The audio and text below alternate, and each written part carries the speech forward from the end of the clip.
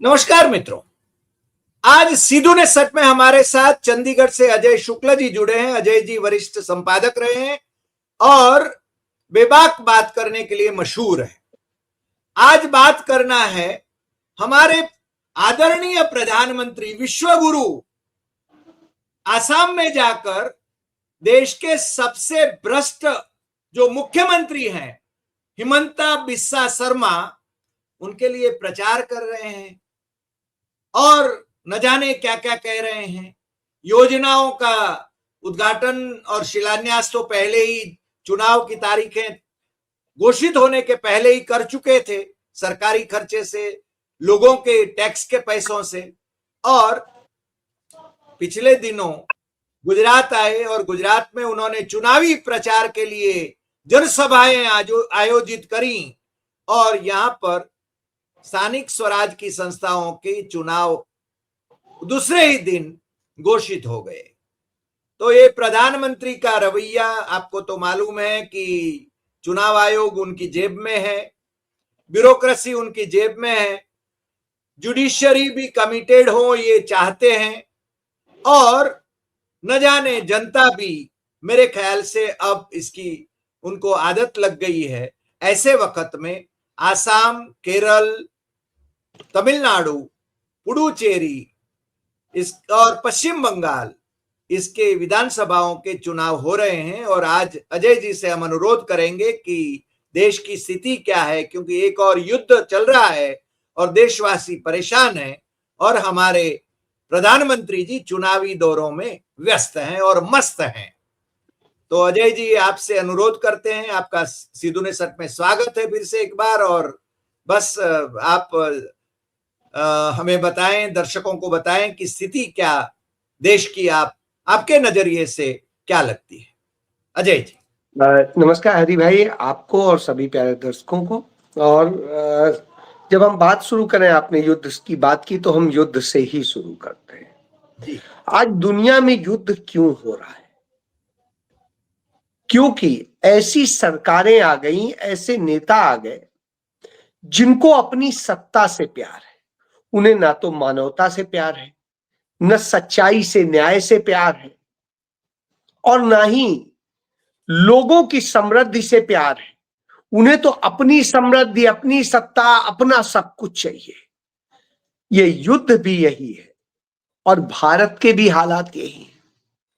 China ने एक बड़ी अच्छी बात कही कि दो लोगों के पागलपन के कारण, सिर्फ दो ही कारण, दो के पागलपन के कारण दुनिया ऊर्जा संकट में फंस गया है।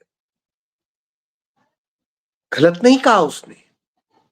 और इसके पहले यदि याद करिए तो भारत के नेता प्रतिपक्ष राहुल गांधी ने कहा था, दो लोगों के कारण भारत संकट में फंस गया है।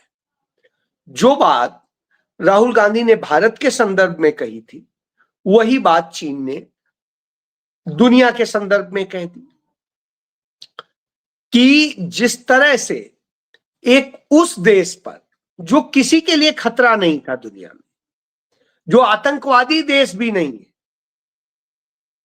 जो कहीं कोई आतंकवादी तैयार नहीं करता है, और खासकर भारत के लिए तो कभी खतरा नहीं था, वो भारत को तो ब्रदरहुड के तौर पे देखता है। तो जो देश भारत को अपने भाई की तरह देखता हो, उस देश पर ईरान, इजराइल और अमेरिका मिलके अचानक अटैक कर देते हैं और पूरी दुनिया की बर्बादी के लिए, एक समस्या के लिए लिख देते हैं। सही बात। इसमें हम दो और हमारे दो भी अब जोड़ दीजिए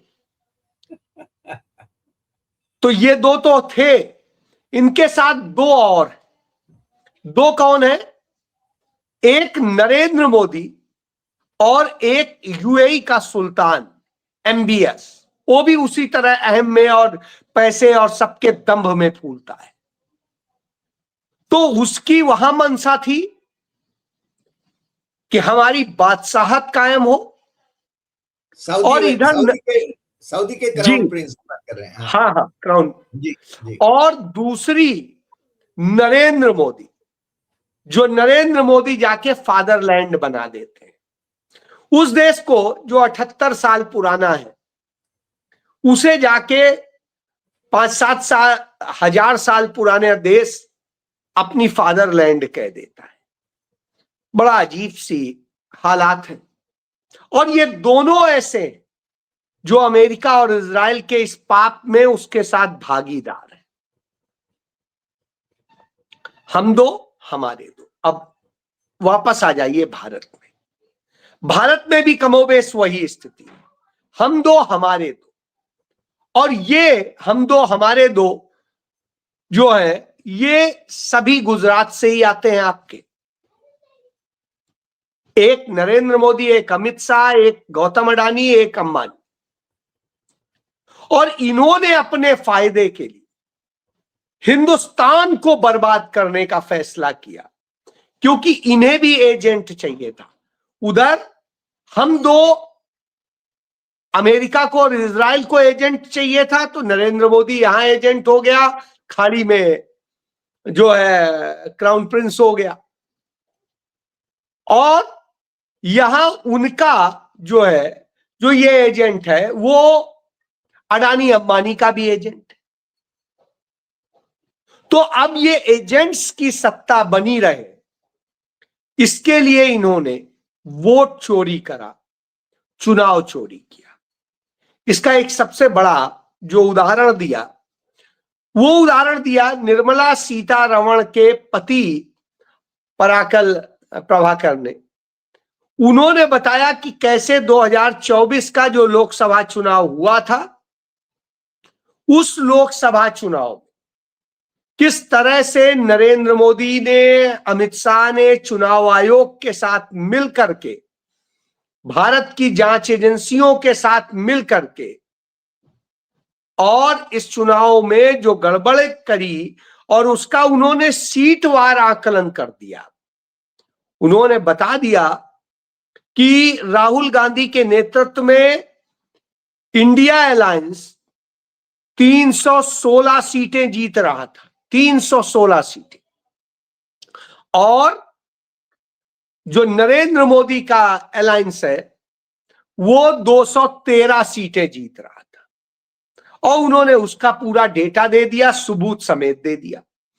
कैसे रात को अचानक जो वोट बढ़े, मशीनें सील होने के बाद जो वोट बढ़े, वो इस बात का प्रमाण है जी कि साहब मशीनें सील होने के बाद भी उनमें वोट बढ़ते रहते। अद्भुत सी कला है। मतलब मशीनें खुद ही अपने में वोट डाल रही होती है। अब आप सोच लीजिए। तो यह स्थिति, और उसका उन्होंने पूरा जो चुनाव आयोग का डेटा है उसके मुताबिक बताया। हालांकि ये बातें राहुल गांधी बता चुके हैं, लेकिन उसे और वैज्ञानिक तरीके से उन्होंने बता दिया, क्योंकि वो बहुत बड़े विशेषज्ञ हैं और इसलिए स्वाभाविक सी बात है उनका ज्ञान। इसमें एक बात और जोड़ दूं, आज की बात, केरला हाईकोर्ट ने सुरेश गोपी, जो कि वहां से भारतीय जनता पार्टी के एकमात्र लोकसभा सदस्य चुने गए हैं, उन्होंने हाईकोर्ट में ये पिटीशन लगाई थी कि मेरे खिलाफ ये इलेक्शन पिटीशन न चले। उन्होंने गड़बड़ियां करके जो अपनी विजय हासिल की है वो न चले, मगर हाईकोर्ट ने उसको रद्द कर दिया, उनकी बात को रद्द कर दिया है आज ही। यानी आप जानते हैं कि भली भांति पूरे देश में और साउथ में जो उनको अपनी पहुंच बनाना है, तो ये उनके लिए भी एक झटका है। अभी चुनाव हो रहे हैं तभी। मैं अब इसमें जो दूसरी आगे की बात बता रहा हूं, उसमें आप देखिए, उन्होंने यह भी बता दिया कि आंध्र प्रदेश के विधानसभा चुनाव में किस तरह से वोट चोरी किए गए, और वहां जो इस समय मौजूदा मुख्यमंत्री की पार्टी है जो बीजेपी के साथ लड़ी थी, वो टीडीपी, उन्होंने क्या किया, रात 8 बजे से लेकर रात 2 बजे तक जो है 52 लाख वोट डलवाए, 52 लाख। और इसमें इससे भी आश्चर्यजनक ये है कि 11:15 यानी 11:45 से रात 2 बजे तक जो वोट पड़ा है वो कुल वोट का 4.16% पड़ा है। यानी राउंड फिगर में हम जब कहने में कहेंगे कि 4.25% पड़ा है। अब आप एक चीज सोचिए, इतना ज्यादा वोट, तो इसका जब हम आकलन करते हैं तो यानी एक वोट चंद सेकेंडों में पड़ रहा था, जबकि यदि वैज्ञानिक दृष्टिकोण से उस मशीन को देखें तो मशीन एक बार वोट डालने के बाद में 14 से 15 सेकेंड लेती है री काउंटिंग के लिए, मतलब दोबारा चालू होने के लिए, वोट डालने के लिए तैयारी में। जी जी। तो साहब यदि ये वोट इतनी जल्दी पड़ा तो आप कल्पना करिए कि कैसे अचानक मशीन तैयार हो जा रही थी और 6 सेकेंड में वोट पड़ रहा था। यहां तो 6 सेकेंड में आप डाल रहे हैं इतना वोट, क्योंकि जितनी मशीनें हैं और उनमें वोट पड़ रहा है उनको आप काउंट कर लीजिए, उतने समय में तो पड़ ही नहीं सकती हैं। तो 6 सेकेंड में वोट पड़ रहा था, जो 14 से 15 सेकेंड तो सिर्फ उसे मतलब तैयार होने में लग जाता। तो ये अद्भुत तरीके का था कि, तो स्वाभाविक सी बात है वहां का भी चुनाव इसी तरीके से वो किया गया। क्यों? क्योंकि नरेंद्र मोदी की बैसाखी थी, बैसाखी सुरक्षित रहनी चाहिए, वो सुरक्षित रहेगी तभी तो काम चलेगा। तो अब आप समझ लीजिए बैसाखी के लिए ये सब किया गया। तो ये सारी चीजें जब होती हैं तो आता है कि अब क्या हो रहा है। आज जब हम आप बात कर रहे हैं, राहुल गांधी कल केरल थे, प्रियंका गांधी कल असम थी। आज राहुल गांधी असम है, प्रियंका गांधी केरल है, और सब मेहनत के साथ कर रहे हैं। जो भी लोग, जितने सीमित संसाधन हैं कांग्रेस के पास, उसके बावजूद लड़ रहे हैं और जनता के मुद्दों पे लड़ रहे हैं। चुनाव झूठ पे नहीं, नफरत पे नहीं, क्योंकि बीजेपी कहीं मुसलमान कहीं कुछ। अब केरल में नरेंद्र मोदी बोल रहे थे कि राहुल गांधी जो जैसे बयान दे रहे हैं उसके कारण, कांग्रेस जैसे बयान दे रही है उसके कारण आपको सऊदी अरब में संकट हो रहा है। जबकि आज विदेश विभाग के प्रवक्ता ने बता दिया कि रोजाना 20 लाशें वहां से आ रही। अब 20 लाशें आ रही हैं तो साहब हमारे लोग तो मरने के लिए आपने छोड़े हुए। तो ऐसी स्थिति में आप देखिए कि जो हालात बना रहे हैं वो हालात तो यही बना रहे हैं कि आप मरने और मराने में, तो आप देश के लोगों को संकट से निकालने का काम नहीं कर रहे। क्या कर रहे हैं?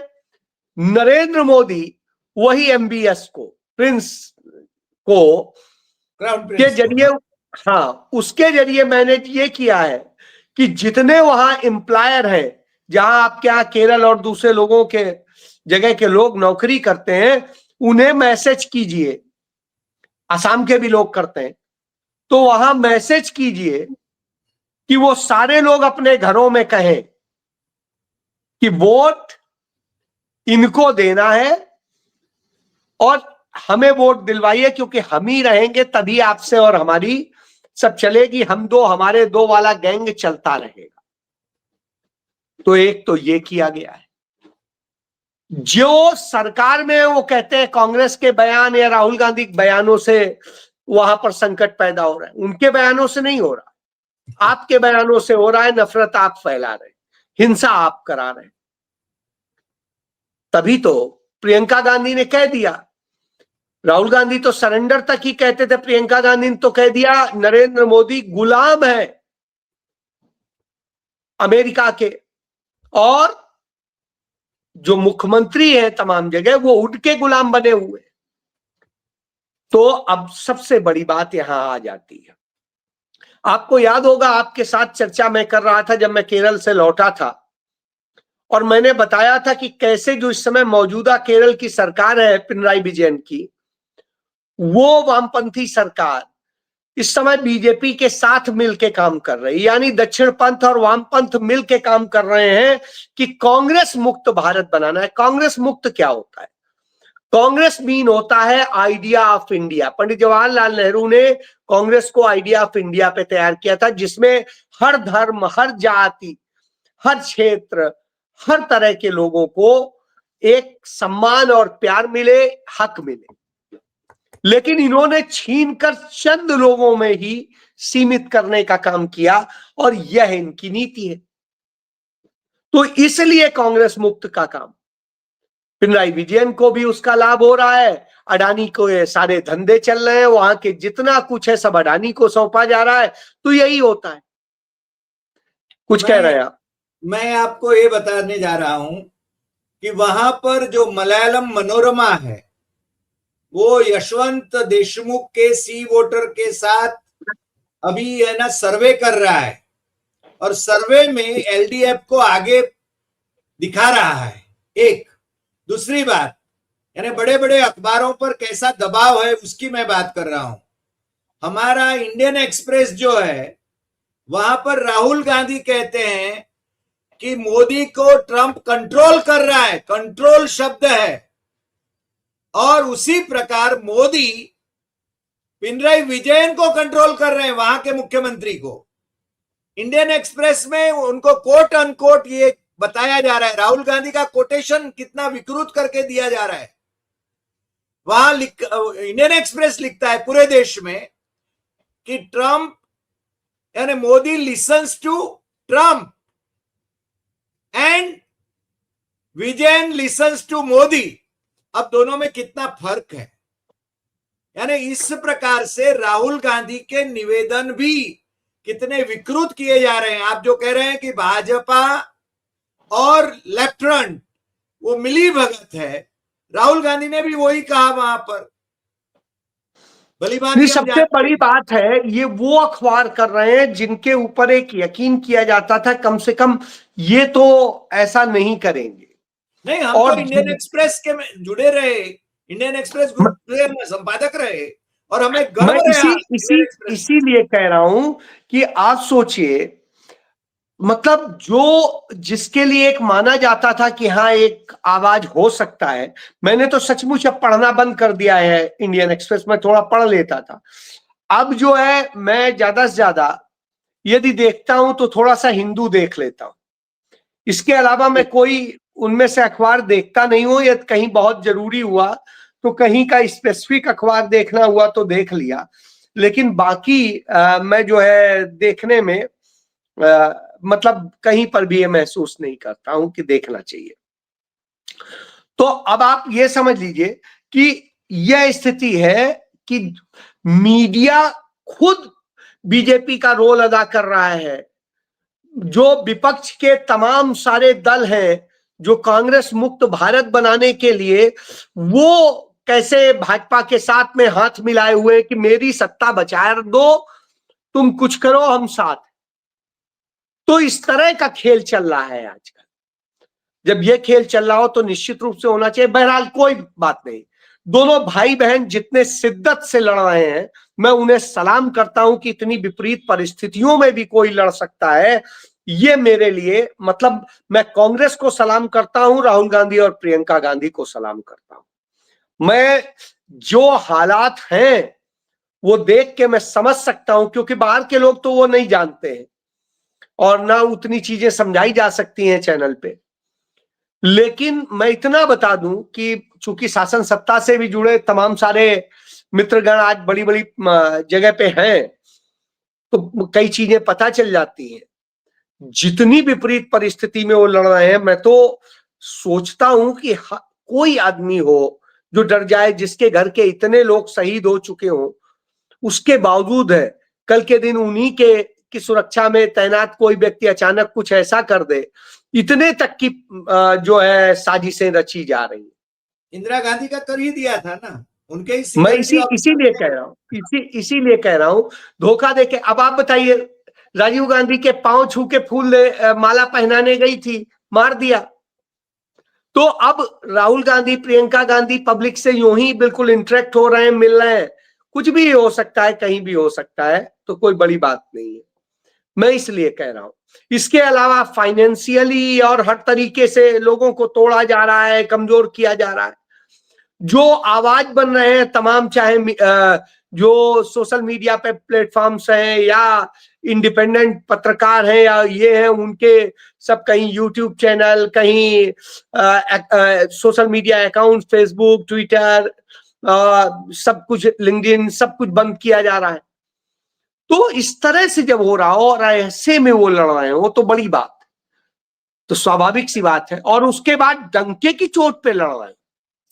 बाकी तो देखिए, आप भी देख रहे हैं, देश इतने गंभीर संकटों से गुजर रहा है, कांग्रेस जगह जगह सिलेंडर लेके, दूसरी चीजें लेके प्रोटेस्ट कर रही है और कर रही है। आपने बताइए, ममता बनर्जी की पार्टी के किसी व्यक्ति को देखा ऐसा प्रोटेस्ट करते? आपने समाजवादी पार्टी को देखा, आपने आरजेडी को देखा, आपने कोई और को देखा? नहीं देख रहे। लेकिन कांग्रेस कर रही है। जहां 10 लोग भी हैं तो 10 लोग कर रहे हैं। मैं तो यही कह रहा हूं, भले मीडिया ना दिखाए, भले पब्लिक तक इसलिए नहीं पहुंच पा रहा है क्योंकि पहुंचाया नहीं जाने दिया जा रहा है। मैं एक संपादक पत्रकार से मैंने कहा, मेरे अंडर में रहा था, मैं यार इतना तुम्हारे यहां बड़ा प्रोटेस्ट हुआ, तुमने उसको वो नहीं किया। कहा भाई साहब अब आप छोड़िए, मुझे नौकरी कर लेने दीजिए। मैंने कहा हुआ क्या? कहा अरे ऊपर से सीधे है कि आपको छापना ही नहीं है, और छापना भी है तो उसे निगेटिव करके छापो। नहीं, मैंने कहा ना, इंडियन एक्सप्रेस ने जिस प्रकार से छापा राहुल का हम लाइव सुन रहे थे, इसलिए हमें मालूम है कि वो कंट्रोल शब्द प्रयोग कर रहा था। यहां पर वो लिसन्स टू ऐसा लिखते हैं, इंडियन एक्सप्रेस लिखता है। हमें शर्म आती है क्योंकि हम इंडियन एक्सप्रेस से जुड़े रहे हैं। मैं इसीलिए कह रहा हूं कि बहुत सारी चीजें देखने को मिल रही हैं, तब समझ में आता है कि यार कितनी कठिन वो दौर था। इंदिरा जी के समय में जब इमरजेंसी लगी थी, आपने तो देखी है, इंदिरा जी के लिए बोला जा रहा था, अखबार लिख रहे थे, तमाम प्रोटेस्ट हो रहे थे, और आम आदमी को किसी को भी परेशान नहीं किया जा रहा था। एक भी पत्रकार नहीं कह सकता है कि उसे परेशान किया गया हो। जी। खुदा आप खुद ही उस समय आपने इंदिरा जी का इंटरव्यू भी किया है। तो मैं इसीलिए कह रहा हूं, लेकिन आज आपके ऊपर कहां हमला हो जाएगा, क्या हो जाएगा, मैं आपके सामने देखिए बैठा हूं, मैं अब जनता के सामने रोता नहीं हूं। आपको वास्तविकता पता है कि मैं इस समय किन परिस्थितियों से गुजर रहा हूं, और कल्पना से परे है कि मैं उन संकटों को झेल रहा हूं कि कल सुबह पता नहीं मैं कहां होऊंगा, क्या नहीं होऊंगा। तो इसके बावजूद बोलने से नहीं डर रहा हूं। तो ये अपने आप में है, मैं रोना नहीं चाहता हूं, और न मैं रोने के लिए शायद बना हूं, और न मेरा खून मुझे इजाजत देता है। एक बड़ी अच्छी बात जो है कही थी पंडित जवाहरलाल नेहरू ने, जब कमला नेहरू उनसे पहली बार जेल मिलने आई, नैनी जेल, तो वो किस्सा आप सुन लीजिए। पंडित जवाहरलाल नेहरू से मिलने आई, उन्होंने जब नेहरू को जेल में देखा जिस हाल में, क्योंकि नेहरू तो उस खानदान से थे जो राजसी एक प्रकार से मतलब राजा तो वो होते थे जो अय्याश थे, जिन्होंने हराम का पाया है। उनके पिता ने अपनी कमाई के जरिए राजसी बना लिया था, महल ही खरीदा था रहने के लिए। याद करिए, पहले स्वराज भवन जिसमें था, बाद में आनंद भवन, दोनों नवाबों की कोठियां थी जो उन्होंने खरीदी थी। तो नवाबों के वो महल खरीदने वाले लोग, वो लोग जब वो उनका इकलौता बेटा, उस परिवार का वारिस, जा करके क्या कहते हैं वहां जेल में तकलीफ में हो, तो कमला जी के आंखों में आंसू आ गए। नेहरू ने उनकी आंख को पोंछा और एक शब्द कहा, हम नेहरू हैं। जी। नेहरू कभी रोते नहीं। सही बात है, सही बात है। तो हमें लगता है हम सभी जो देश के लिए सोचते हैं, देश के लिए बात करते हैं, उन्हें रोने का हक ही नहीं है। हम भारतीय हैं यही और वजह हमें है, गर्व है।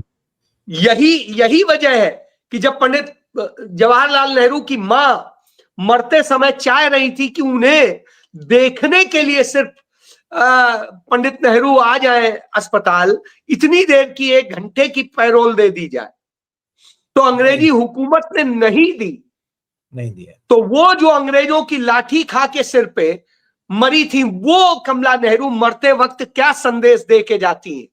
कहती है, नेहरू से कहना मैं इसलिए उन्हें याद कर रही थी कि मैं तो चली जाऊंगी, लेकिन वो काम अधूरा ना छोड़े, आजाद करा के ही देश रहे।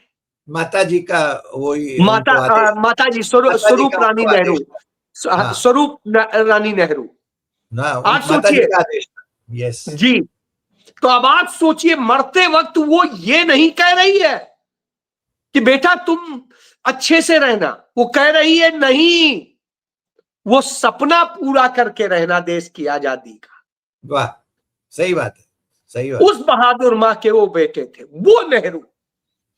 तो उसी परिवार का खून है राहुल गांधी और प्रियंका गांधी, और जो उस खून हो तो स्वाभाविक सी बात है, आप समझ सकते हैं कि कैसे तो ये चीज होती है। तो ये है कि आज इतनी विपरीत परिस्थितियों में जो लड़ रहे हैं, तो वो लड़ते दिखाई देते हैं उस असम में जिसमें आए दिन क्या क्या होता है सबको पता है जी। और जिस तरीके से बाकी चल रहा है, तो मुझे लगता है कि एक बेहतरीन स्थिति है। लड़ाई लड़ी जा रही है चुनाव आयोग के जरिए, सारे खेल तो रचे जा रहे हैं, वो छिपा नहीं है किसी से। सही बात। चुनाव आयोग जिस तरह से बीजेपी के एजेंट काम कर रहा है, पुलिस कर रही है, ईडी कर रही है, सीबीआई कर रही है, अदालतें कर रही हैं, जब ये सब कर रहे हो और मीडिया उनका भोपू बन के काम कर रहा हो, तो साहब ऐसे में कितनी कठिन लड़ाई वो लड़ रहे हैं और हम आप तो सिर्फ बैठ के बात कर रहे हैं। मैं कई बार सोचता हूं कि हम शायद इससे ज्यादा कर सकते हैं, पता नहीं क्यों नहीं कर पा रहे हैं। नहीं, फिर भी आप आज काफी इमोशनल भी हैं और मेरे ख्याल से आपने जो बात कही है वो सही है, और आप जो फील कर रहे हैं वो देश की जनता भी फील कर रही है, और आने वाले दिनों में नहीं, आप देखिए ना, इस देश की जनता मर रही है। आप अपने गुजरात में देखिए, कितने कारखाने बंद हो गए, दूसरी जगह बंद हो रहे हैं। ओरेकल ने कल 30,000 लोगों को नौकरी से निकाल दिया, जिनमें 12,000 तो इंडियन ही थे, इंजीनियर्स थे।